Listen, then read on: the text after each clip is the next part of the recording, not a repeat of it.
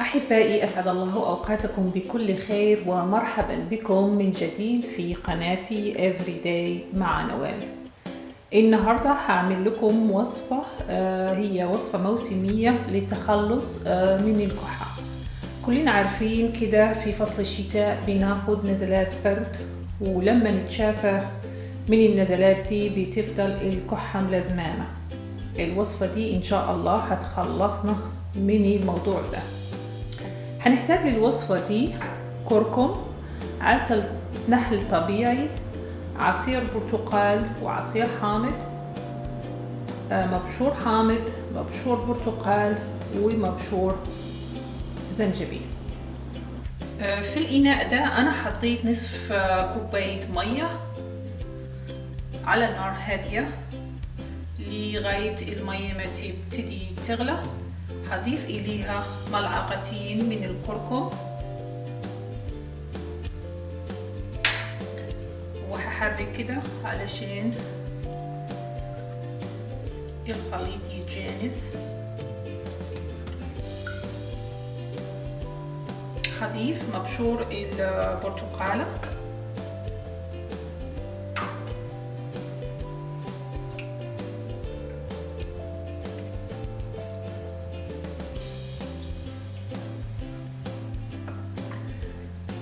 مبشور الليمون الحامض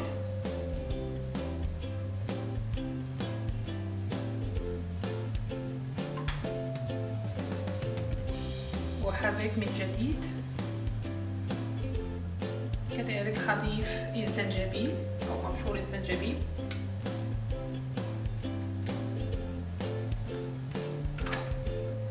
وهضيف عصير البرتقالة والليمون الحامض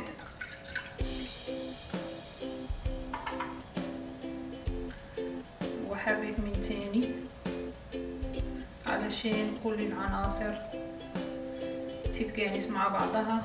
وهضيف كوباية عسل، وعسل من المستحسن انه يكون عسل نحل طبيعي.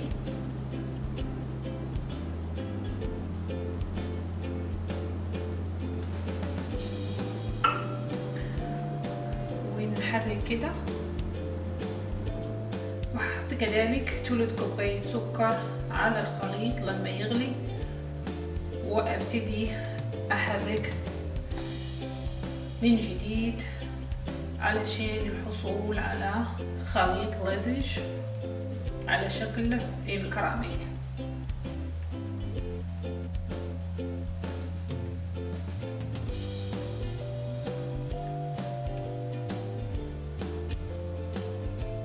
وبعد ما الخليط يبرد كده لمدة 10 دقائق ابتدي انزله على الفراش ده اللي انا رشاه بنشا علشان ما يلزقش. ولو ما عندكمش الفراش ده يمكن تستعملوا parchment paper. وابتدي كده انزل بملعقة الخليط، وهو زي ما قلت لكم هيبقى عامل على شكل كراميل لأن فيه سكر وفيه عسل وفيه عصير برتقال وعصير ليمون حامض. ونبتدي ننزل القطرات دي، القطرات للكحة أو cough drops بطريقة طبيعية. القطرات دي طعمها لذيذ قوي لأن فيها زنجبيل وفيها كركم. هي فعلا طعمها حلو ويمكن تستعملوها علشان مكوناتها الطبيعية حتى لو ما كانش فيه كحة. الناس اللي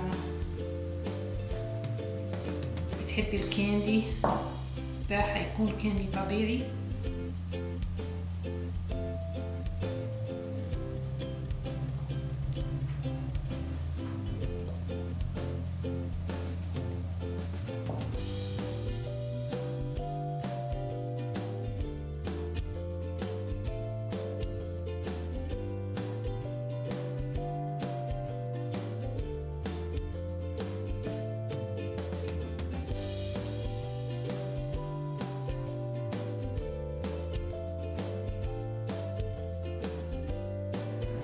ولما انزل الخليط كله بالملعقة ارش عليه كده نشا من فوق علشان لما انزلهم في الكونتينر واعملهم على بعض ما يلزقوش، واخلي القطرات دي علشان تبرد لمدة ساعة او ساعتين. وبعد ما تبرد اخدها وانزلها في كونتينر وابتدي استعملها لعلاج الكحة زي اي كاف دروبس.